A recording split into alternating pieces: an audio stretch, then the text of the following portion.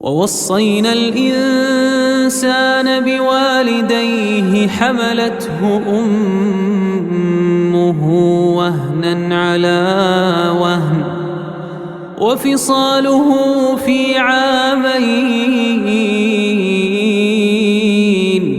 أن اشكر لي ولوالديك إلي المصير وإن جاهداك على أن تشرك بي ما ليس لك به علم فلا تطعهما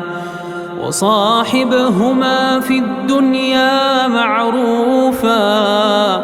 واتبع سبيل من أناب إلي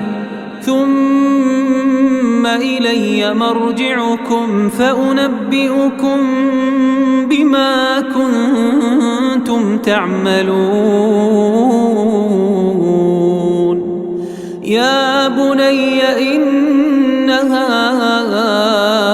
إن تك مثقال حبة من خردل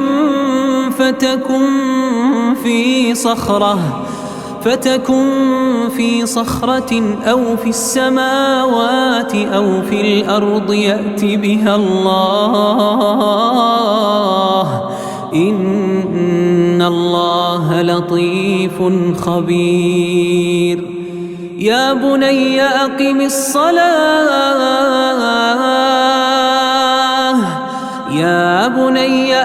الصلاة وأمر بالمعروف وانه عن المنكر واصبر على ما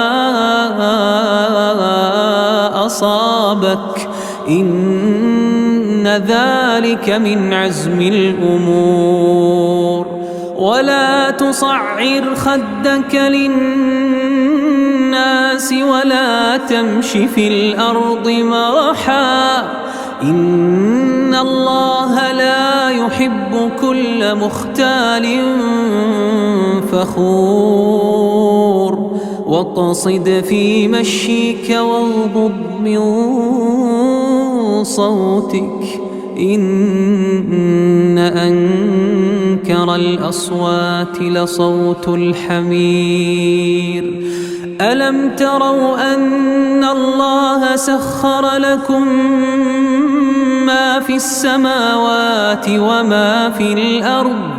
وأسبغ عليكم نعمه ظاهرة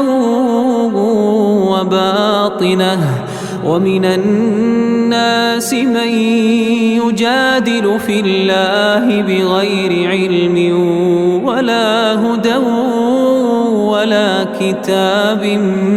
منير وإذا قيل لهم اتبعوا ما أنزل الله قالوا بل نتبع ما وجدنا عليه آباءنا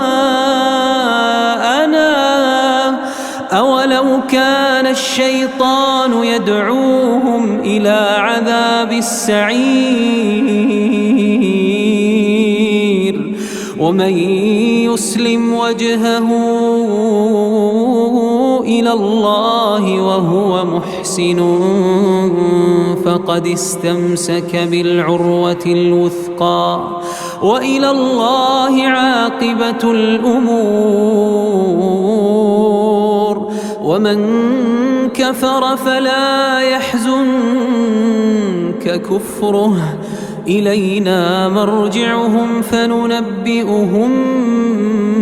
بما عملوا إن الله عليم بذات الصدور نمتعهم قليلا ثم نضطرهم إلى عذاب غليظ ولئن سألتهم من خلق السماوات والأرض ليقولن الله قل الحمد لله